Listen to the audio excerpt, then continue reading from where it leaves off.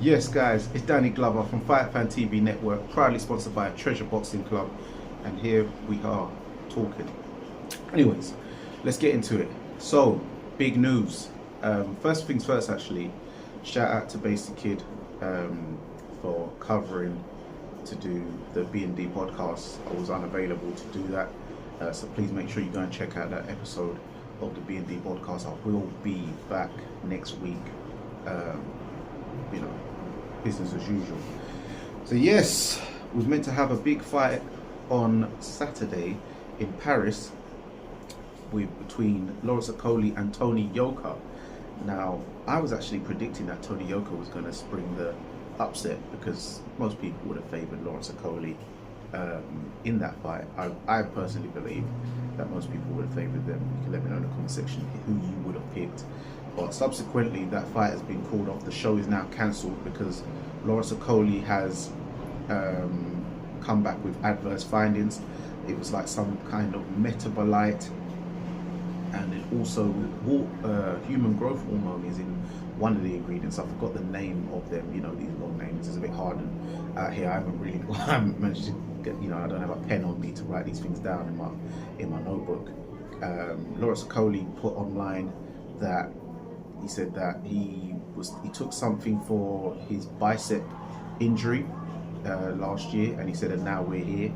So I don't know what that's about. Why didn't he declare that to the British Boxing Board of Control or UCAD and BARDA before he was given whatever treatment it was?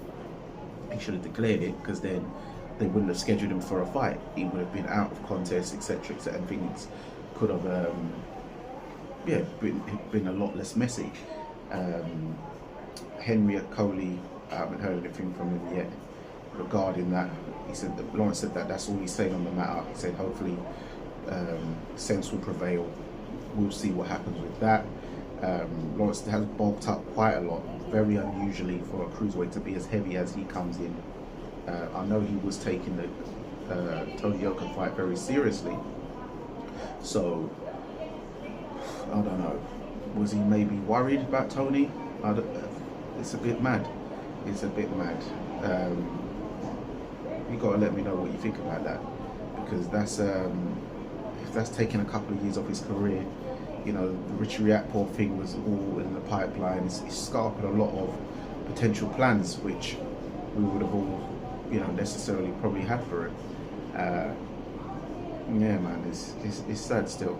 It's sad, very sad. Actually, let me try and move this inside 1 second, because it might be a bit noisy with the wind. And 1 second. Yeah, sorry, that might be better. Yeah, there's a cruise ship, like, well, I don't know if it's a cruise ship, but one of them catamaran type boats going around. But yes, there was a chief support fight with Samaki, the French guy. That's been called off. People are upset that they've lost money on their camps, and it's just a bad time. So also moving on to, we've got Dave Allen versus Filip Hrgović this Saturday. Pretty straightforward. I think that Filip Hrgović beats Dave Allen on points quite comprehensively. The reason being, if Arslanbek Makhmudov was able to outbox Dave Allen, you know, quite comfortably. Yeah, he had a couple of moments, Dave, but he beat him quite comfortably, not too much stress, and was outboxing him, etc. And Dave couldn't really hurt him. Then Hrgović is a better boxer than Makhmudov, by far. Better chin than Makhmudov, definitely, by far. So just all round better. If you used to have Filip Hrgović versus Arslanbek Makhmudov, I'd pick Hrgović all day long. I know they say 1 + 1 don't equal 2, but I just think stylistically wise, Hrgović is all wrong for Dave Allen. Just beats him on points, really. Hrgović is not a massive puncher. Decent, you know, got power, but not, I don't think, enough to like stop Dave or stuff like that, or really hurt Dave, but he'll just be pinging him up and stuff like that. But it's another opportunity for Dave Allen, and I see another win for him. Ben Whittaker, great performance on the weekend. 1 round knockout off of Brian Suarez, who went about 9 rounds with Lyndon Arthur, the current European champion, who's taking on Louis Edmondson next month. And the only other person who knocked out Suarez in the round was Albert Ramirez. So yeah, I think Lyndon, Albert Ramirez, and there was one other guy who beat him, but I think that was about the 6th or 7th round, something like that. So Ben Whittaker, very good, showed, left hook to the body, right hook to the head. Did that a couple of times. The second time he landed it, Suarez went over and stayed down for the count. So very exciting performance. People talking about what's next. I know next they're looking for an American opponent. I think Khalil Cole would be a perfect opponent. One, because people know who he is, big stepper. Two, I think he'll be doing Matchroom a favour in getting Cole off the books, who's come to be quite a bit of a liability. And he comes in overweight, pulls out fights, just doesn't really take this game serious. And I think Ben, and I think he was lucky to even get a decision over Jesse Hart last time out. So I think Ben will be doing Eddie Hearn and Matchroom a favour by just taking care of that. People were saying about UK fights. I know on the Undefeated podcast there was talks about Anthony Yard potentially. How they think that goes with Ben Whittaker. Well, let's see how he gets on with the an American, either Jesse Hart, Khalil Cole, or whoever they bring. Might be Manuel Galagos, or I don't think they'll go with Naji Lopez so soon. But yeah, stylistically wise, Ben will cause someone like Yard very big problems. Good jab, elusive, young, movement. Yeah, but let's see how Ben is when he goes past 5 rounds, because so far he's had a second round TKO, first round blowout, and another first round blowout. So he's only had 4 rounds, if that. He can't even really call those a round each, whatever, in his last 3 fights.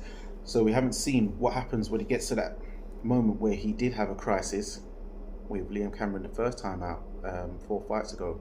So that'll be very interesting. Prince Naseem Hamed said he didn't want to speak on Ben.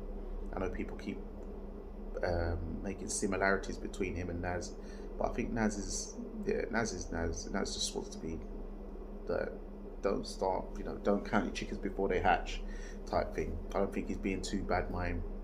He likes the accolades and applause, and the inspiration and influence he has on a lot of these young fighters, but he's just saying there's only one, Don Gorgon, and that's him.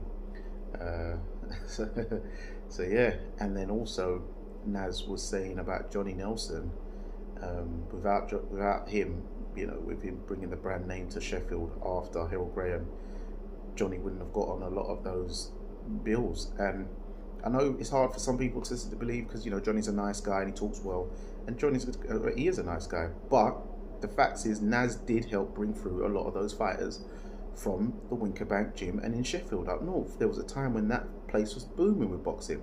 You had Ryan Rhodes, you had Clifton Mitchell, you had Johnny Nelson, you had all those kind of guys. So with Naz, it brought and helped them get on bills, because Frank probably wouldn't have wanted someone like Johnny Nelson, who was known as not an exciting fighter. People said he stunk out the place even when he was world champion. Johnny would tell you that. His record wasn't the best. He lost his debut, he lost a lot of amateur fights, etc. So he wouldn't have got those opportunities without Naz pushing the envelope for him. I know now, personalities and that, but if we're going to keep it a buck, that part is true. So I'm just saying. But people putting up clips and stuff like that, making clickbait, making it just seem like Naz is just cussing people. It's not really giving the full story, and I think even the film not really did him a good service. So I can understand why he's a bit aggrieved by that, but it is what it is. So yeah, guys, let me know in the comment section what you think. Any other subject matters you'd like me to talk on. Also, I know David Morrell's looking for an opponent as well, so maybe, I know he's calling out Ben Whittaker heavy, because he's lost money as well, because the Callum Smith fight didn't happen. So hopefully someone can get him work, but I know he's not signed with Matchroom, so that's for his promoters and managers and handlers to sort out and deal with that. But yeah, we're out here in the Caribbean still, in Jamaica, live, full effect. So in the parish of St. Anne, and yeah, make sure you like, subscribe, share, leave comments, hit the notification bell button, hit the hype button if that's possible. I'm not sure quite yet if that's available on this new account, Fight Fan TV Network. Subscribe on Instagram and TikTok at Fight Fan TV Network, and follow me on Twitter/X at Danny Glover FFTV. Until next time, it's Danny Glover from Fight Fan TV Network, proudly sponsored by Treasure Boxing Club. And remember guys, persistence beats resistance. You know where it is. Oh, and I'm looking forward to this performance coming up by Silk Boss on Saturday at one club still out here, called Hunters. What's the bar me like from him? Mama, me sorry. Mama, me sorry. Carry me heart in the valley, cause mankind wicked and me can't run from it. Let's take it to the island, baby. Why we can grind us, baby? So many, I'm in a yard, it's an I'm in already.